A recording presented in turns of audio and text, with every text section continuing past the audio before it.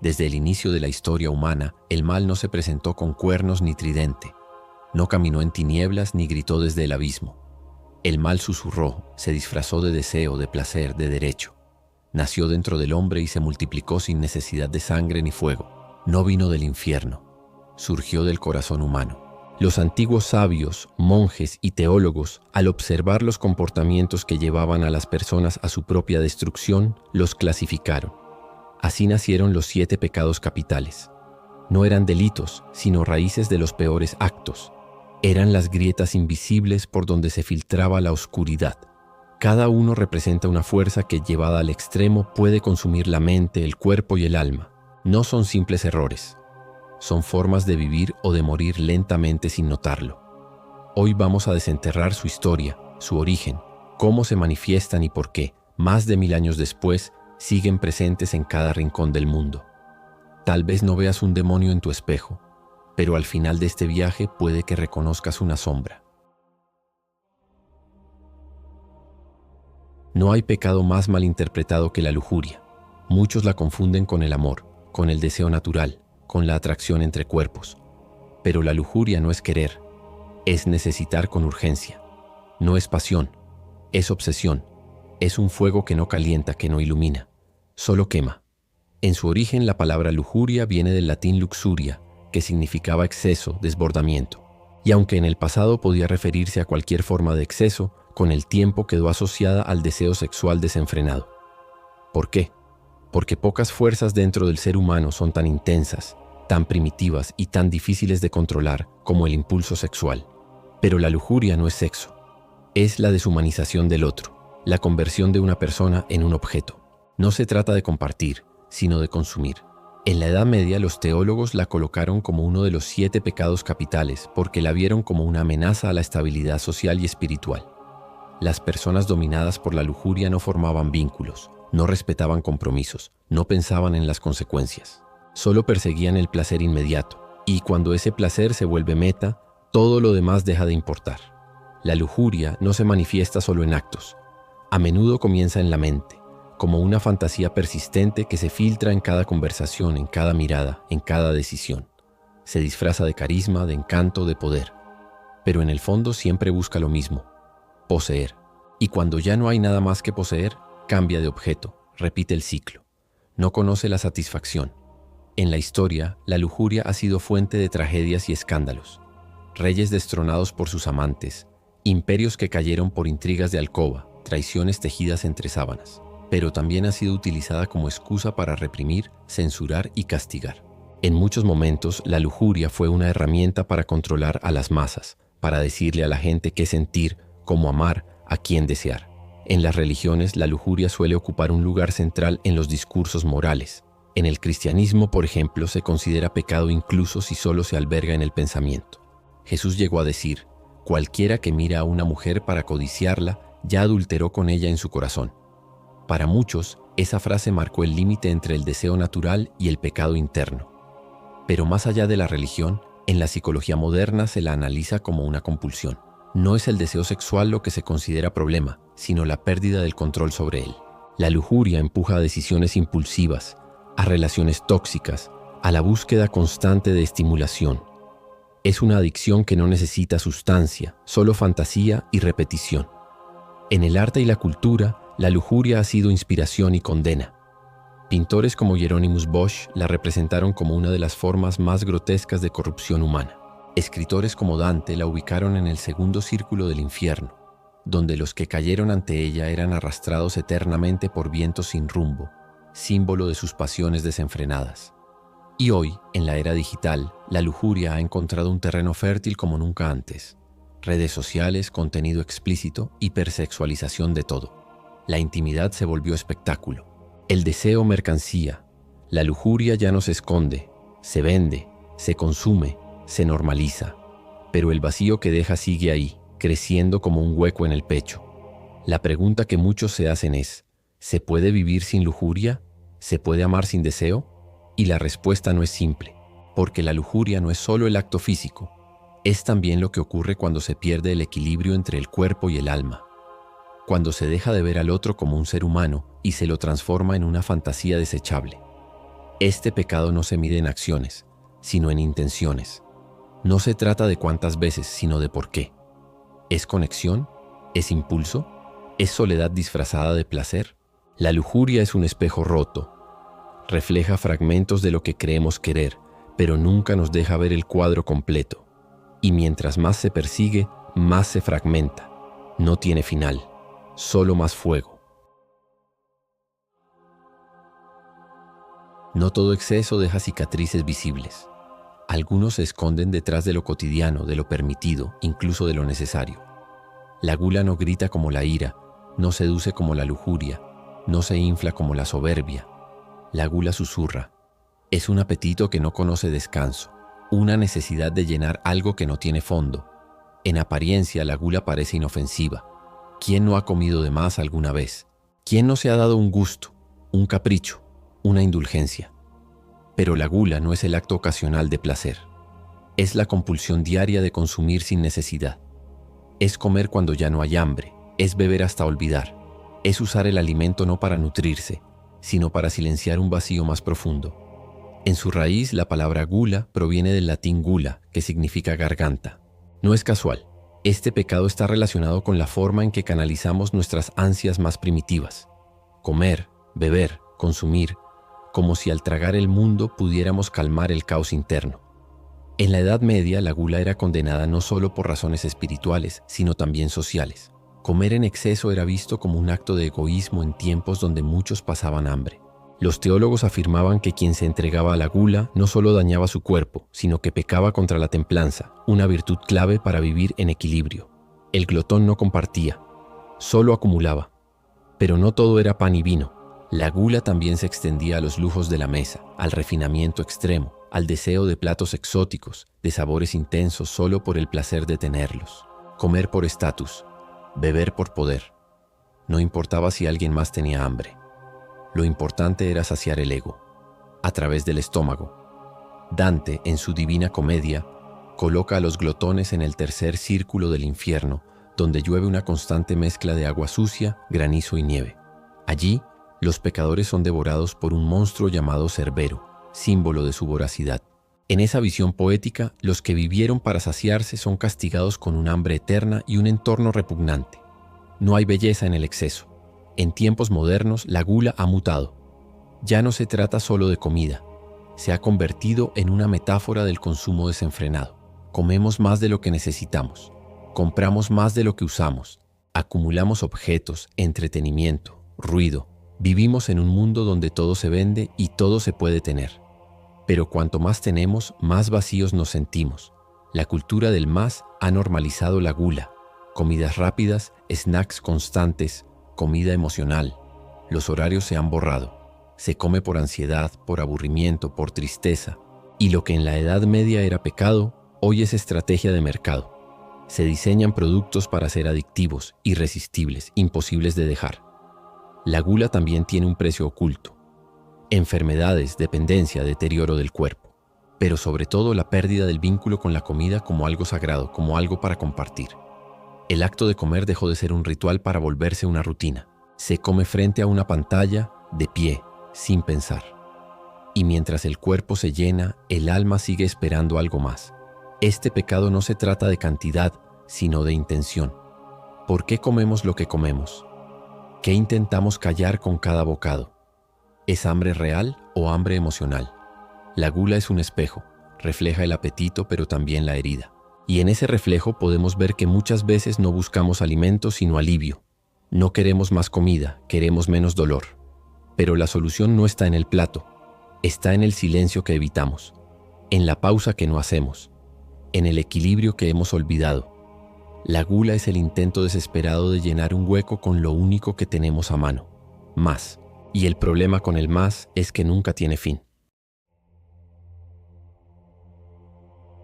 La pereza no grita, no empuja, no amenaza. Es un susurro amable que dice mañana, después, no es tan importante. No se presenta como un enemigo.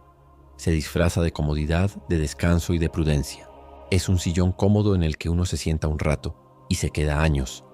Es ese momento en el que sabes que tenés que hacer algo pero no lo haces. Y lo peor, te convences de que está bien no hacerlo. A diferencia de otros pecados capitales que tienen una energía arrolladora, como la ira, la lujuria o la envidia, la pereza tiene una fuerza pasiva. No destruye con violencia, destruye con ausencia. Es el vacío de acción. Es la decisión de no decidir. Es el abandono disfrazado de calma. En términos prácticos, no se trata solo de flojera física, sino también de parálisis emocional, espiritual e intelectual. La historia ha tratado a la pereza como un defecto menor, un pecado simpático, incluso gracioso, pero en el fondo es uno de los más peligrosos, porque no se nota, porque no escandaliza, porque se infiltra lentamente y va apagando el fuego interno. No te empuja al abismo, simplemente deja que te quedes en el mismo lugar, mientras el mundo sigue avanzando sin ti. En el mundo moderno, la pereza se ha refinado. Ya no es solo dormir todo el día o evitar el trabajo. Es procrastinar. Es pasar horas haciendo scroll sin sentido. Es buscar distracciones eternas para evitar enfrentarse a uno mismo. Es llenar la agenda con tareas irrelevantes para no encarar lo importante.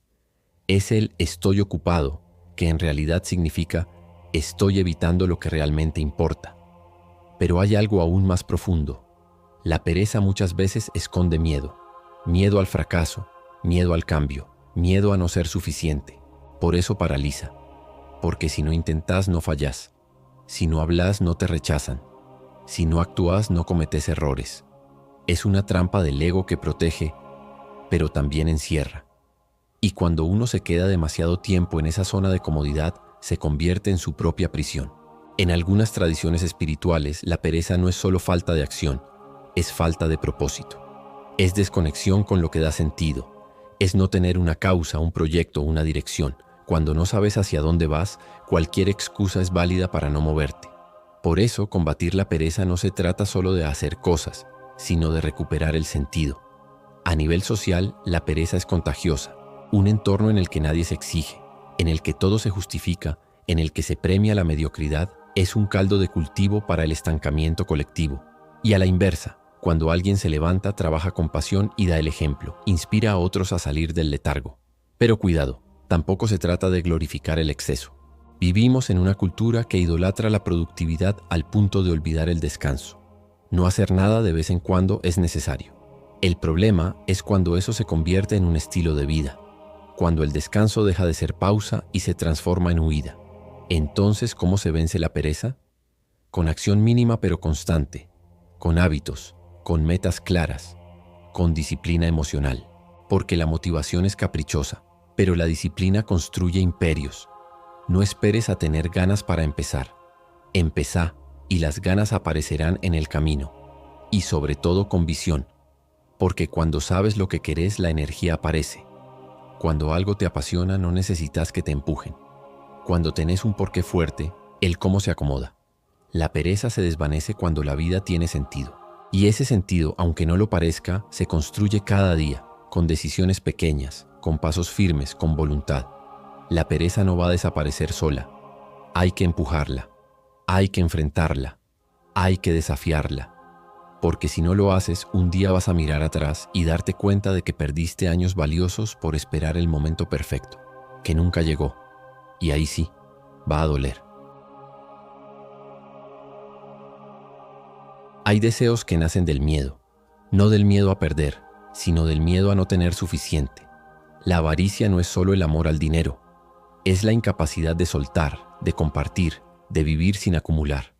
Es un deseo que parece racional, pero que se convierte en adicción. Tener más, guardar más, controlar más, aunque ya se tenga todo.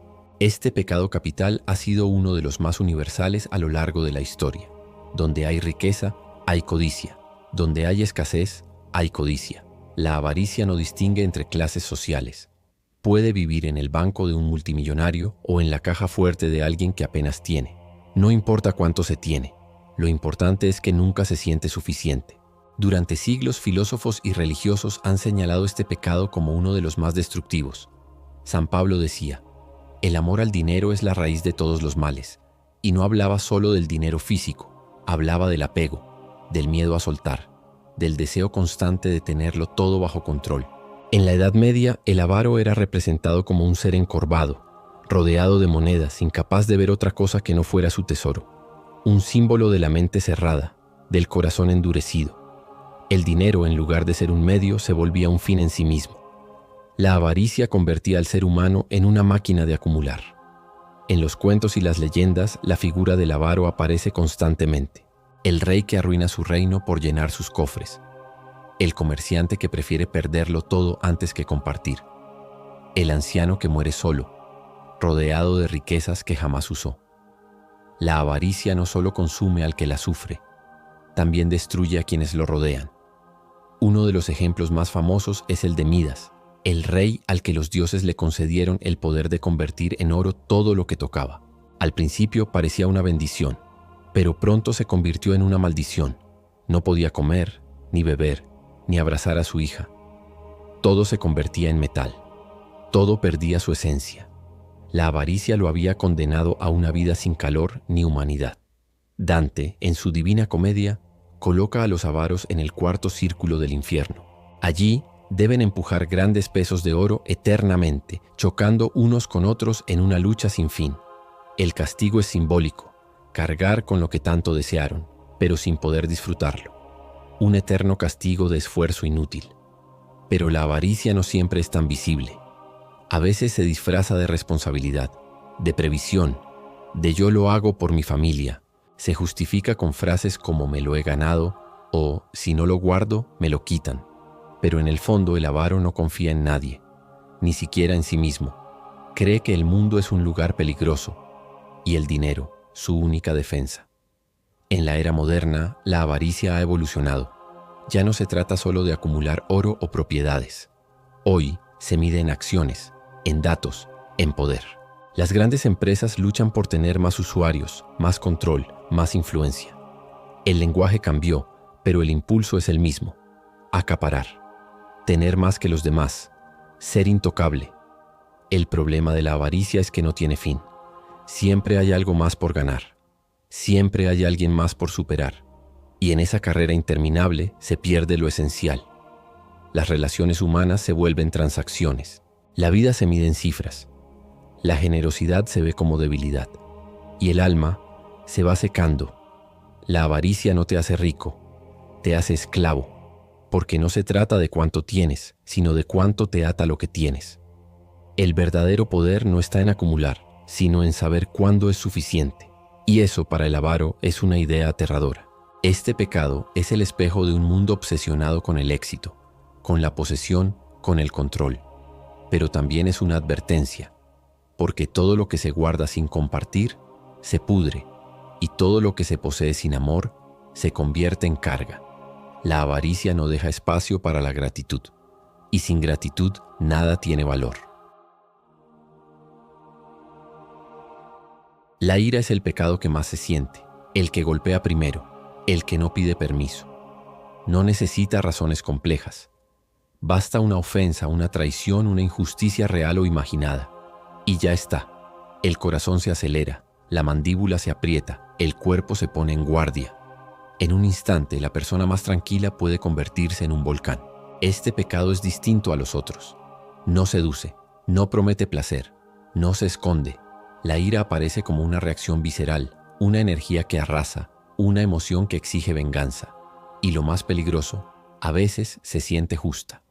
Por eso, es uno de los pecados más difíciles de controlar, porque quien la siente muchas veces cree que tiene razón, que su rabia está justificada, que su dolor merece un castigo externo. Y así, la ira se disfraza de justicia, pero actúa con violencia. Se presenta como defensa, pero se convierte en ataque. La ira ha sido el detonante de incontables tragedias en la historia humana. Guerras, asesinatos, persecuciones, venganzas personales o colectivas. El fuego de la ira, una vez encendido, puede consumir ciudades enteras. A veces comienza con una discusión, a veces con una mirada, a veces con un silencio. En la mitología griega, los dioses no eran ajenos a este pecado. Zeus, Hera, Ares, todos tenían episodios de furia desmedida. Pero quizás el más representativo sea Aquiles, el guerrero de la Ilíada, cuya cólera por la muerte de su amigo Patroclo desató una ola de muerte que ni los dioses pudieron detener. Homero lo deja claro, la historia comienza con la ira, y esa ira lo cambia todo.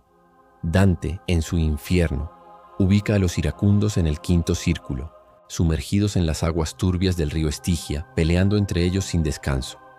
Su castigo es eterno, pero es exactamente lo que hacían en vida: vivir en conflicto, alimentarse de odio, buscar pelea incluso en el silencio. La ira, cuando se vuelve hábito, transforma a las personas. Las vuelve duras, desconfiadas, listas para atacar. Viven en alerta constante, como si el mundo fuera una amenaza. Y lo más doloroso es que muchas veces esa furia esconde una herida antigua, una traición que no se superó, una palabra que marcó, un abandono que nunca se entendió. No toda ira es mala. Hay una que impulsa a luchar contra la injusticia, a defender a los débiles, a gritar lo que nadie se atreve. Esa no es pecado, esa es fuerza. Pero cuando la ira se vuelve personal, cuando busca castigar en vez de corregir, cuando se convierte en impulso incontrolable, entonces deja de ser noble y se transforma en veneno. En la era moderna, la ira no necesita espadas ni guerras. Hoy se manifiesta con palabras, con redes sociales, con insultos virtuales. Las discusiones en línea son una versión digital del infierno de Dante. Nadie escucha. Todos gritan. Nadie busca entender. Todos quieren ganar. Y detrás de cada mensaje lleno de odio hay una persona que arde. La ira también se vuelve interna. No siempre se grita. A veces se guarda, se acumula, se cocina a fuego lento hasta que un día estalla, sin aviso. Las personas que nunca se permiten enojarse terminan explotando en el peor momento, porque el enojo reprimido no desaparece. Se transforma en ansiedad, en resentimiento, en rencor. Y cuando se expresa, puede destruir relaciones, familias, carreras enteras. Porque las palabras dichas con furia no se olvidan. Los actos impulsivos marcados por la ira pueden dejar huellas imborrables. Y el perdón, cuando llega, no siempre puede reparar el daño. Controlar la ira no significa reprimirla. Significa reconocerla, entenderla, canalizarla. Es aprender a frenar el impulso, a poner pausa antes del estallido, a preguntarse: ¿esto que voy a decir, lo diría en calma? ¿Este gesto lo haría si no estuviera ardiendo por dentro? El antídoto de la ira no es la indiferencia, es la templanza. Es la capacidad de reaccionar sin dejarse dominar, de no ser esclavo del impulso, porque la ira no tiene control propio. Quiere salir, quiere herir, y si uno no la gobierna, ella toma el timón. En cada persona vive una chispa de este pecado. Lo importante es decidir si dejamos que prenda fuego, o si aprendemos a usarla como una llama que ilumina sin quemar. La soberbia es el pecado que menos se nota, y sin embargo es el que abre la puerta a todos los demás. Es la raíz silenciosa que envenena desde adentro. No necesita aplausos porque se aplaude sola. No quiere aprender porque cree que ya lo sabe todo. No se equivoca porque nunca admite errores. Se disfraza de seguridad pero está hecha de miedo, de un miedo enorme a no ser más que los demás. A diferencia de la ira o la gula, la soberbia no siempre se manifiesta con escándalo. Puede esconderse en una sonrisa condescendiente, en una corrección innecesaria, en una mirada que juzga. Es el susurro que dice: tú estás mal, yo estoy bien. O peor aún, yo valgo más. La soberbia es el pecado favorito del ego. Y el ego, cuando se descontrola, convierte a la persona en el centro del universo. Todo gira alrededor de su opinión, de sus necesidades, de su visión. El soberbio no escucha, no agradece, no comparte. Solo observa desde su torre de cristal, convencido de que está por encima de los demás. En la historia, la soberbia ha tenido nombres grandilocuentes: reyes que se creyeron dioses, imperios que se creyeron eternos, líderes que se pensaron infalibles. Todos cayeron, porque este pecado, como una cuerda tensa, tarde o temprano se quiebra. Y cuando lo hace, la caída no es silenciosa, es estrepitosa. La Biblia dice que fue la soberbia lo que expulsó a Lucifer del cielo. No quiso ser siervo, quiso ser igual a Dios, quiso el trono, y por eso cayó. Esa es la esencia de este pecado. No acepta un lugar menor, no tolera límites, no entiende la humildad. Dante, en su Divina Comedia, coloca a los soberbios en el primer círculo del purgatorio. Los representa cargando enormes piedras sobre sus espaldas, obligados a mirar al suelo. Una metáfora clara. Quienes en vida miraron por encima del hombro, ahora deben caminar cabizbajos, recordando que la altura no los hizo mejores. La soberbia no necesita títulos ni fortuna. Puede vivir en cualquier persona, Un académico, un influencer, un vecino, incluso alguien que se hace pasar por humilde. Porque este pecado también sabe disfrazarse. Hay quienes se jactan de su modestia, con un tono que en realidad dice: miren qué virtuoso soy por no querer destacar. Es soberbia con piel de cordero. La soberbia separa, aísla, crea muros donde debería haber puentes.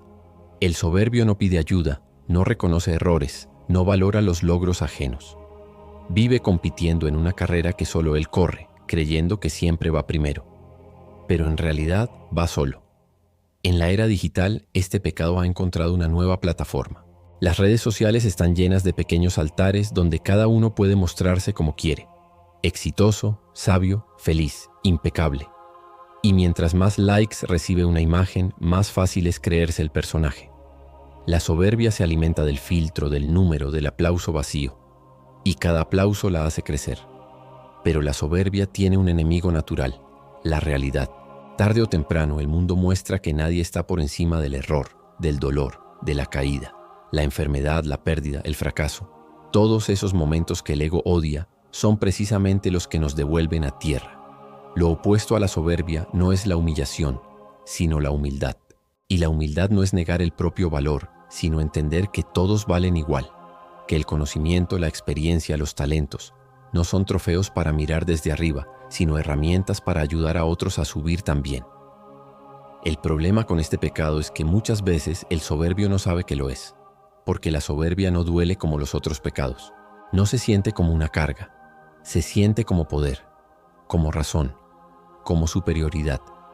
Pero esa sensación es una trampa, porque mientras más alto se cree estar, más dura será la caída. La soberbia hace que una persona pierda la capacidad de aprender. Cierra las puertas del crecimiento porque ya se siente completo. Apaga la empatía porque no logra ponerse en el lugar del otro. Y al final deja al individuo encerrado en sí mismo, rodeado de aplausos falsos y soledad real. A lo largo de la historia, los sabios han advertido sobre este peligro. Solo sé que no sé nada, decía Sócrates. Esa frase aparentemente simple es una bomba contra la soberbia, porque admitir que no se sabe, que siempre se puede mejorar, que el otro también tiene algo que enseñar, eso es libertad. Combatir la soberbia no es negarse a uno mismo, sino recordar que somos parte de algo más grande, que cada logro tiene detrás a muchas personas invisibles, que cada triunfo es también oportunidad para servir, que cuanto más alto se sube, más importante es mirar hacia abajo, no para despreciar, sino para tender la mano. Porque en el fondo, el mayor poder no está en estar arriba, sino en no necesitarlo. La envidia no grita, no golpea, no se declara abiertamente. Es un veneno que se sirve en silencio, una sombra que se arrastra detrás del éxito ajeno deseando que no exista. Es ese nudo en el estómago que aparece cuando a otro le va bien. Es ese pensamiento fugaz, que a veces se intenta negar, pero que susurra en lo más profundo: ¿por qué él y no yo? La envidia es quizás el pecado más difícil de aceptar, porque nunca quiere ser reconocida. A nadie le gusta admitir que le molesta la felicidad del otro. A diferencia de la codicia, que desea lo que el otro tiene, la envidia va un paso más allá. Desea que el otro no lo tenga. No se trata solo de querer el coche, el éxito o la belleza de alguien más. Se trata de que ese alguien no merezca lo que tiene. Es un juicio disfrazado de emoción. Es una guerra fría emocional, donde no se busca avanzar, sino que el otro retroceda. Este pecado tiene un lenguaje propio. Se disfraza con frases como seguro lo logró por contactos, algo raro habrá hecho, no es para tanto. La envidia no ataca con fuerza, ataca con sutileza, con el comentario pasivo-agresivo, con la risa que oculta burla, con el halago que en realidad es crítica. Es una caricia con puñal escondido. En la historia, la envidia ha sido motor de tragedias. En la Biblia, fue la envidia lo que llevó a Caín a matar a su hermano Abel. No porque le hiciera daño, sino porque su ofrenda fue mejor recibida. En la mitología griega, dioses y hombres cayeron por este pecado, incapaces de tolerar que otros brillaran más. Y en la vida cotidiana, familias, amistades y relaciones se han roto por la corrosión lenta que provoca este veneno emocional. En lo profundo, la envidia nace de la comparación. Y la comparación es una trampa del ego que nunca se sacia. Siempre habrá alguien más exitoso, más atractivo, más reconocido. El problema no está en mirar al otro, sino en dejar que eso defina cuánto valgo yo. El envidioso no puede disfrutar lo que tiene, porque está demasiado ocupado mirando lo que no tiene, en manos de otros. Este pecado no se contenta con el fracaso ajeno, lo disfruta. Hay un término alemán que lo describe a la perfección: Schadenfreude, el placer por el mal ajeno. Cuando a quien envidiamos le va mal, sentimos una extraña satisfacción, como si el universo corrigiera una injusticia imaginaria, como si por fin todo volviera a su lugar. Las redes sociales han convertido la envidia en deporte olímpico. Cada publicación parece una vitrina del éxito. Viajes, cuerpos perfectos, romances de película. Y mientras uno hace scroll, lo que debería ser inspiración se convierte en resentimiento.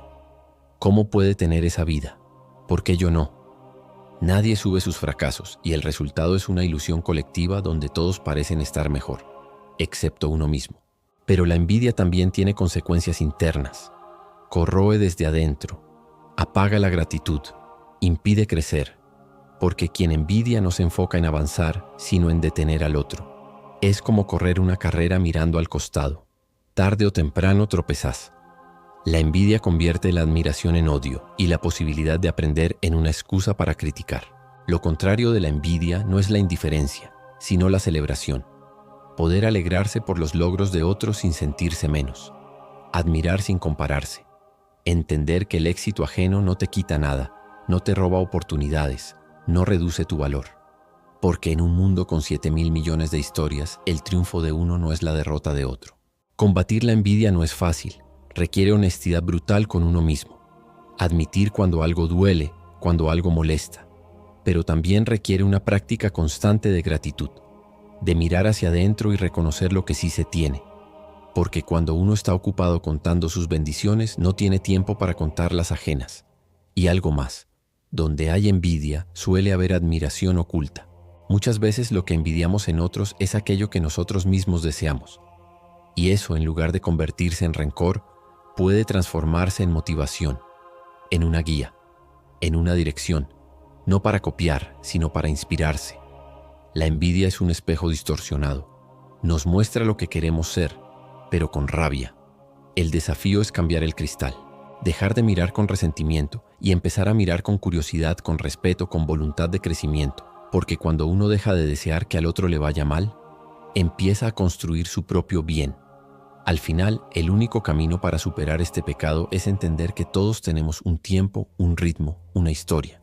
Que lo que hoy celebramos en otros, mañana puede ser motivo de celebración en nosotros. Y que la verdadera victoria no está en llegar primero, sino en no desear que los demás se queden atrás.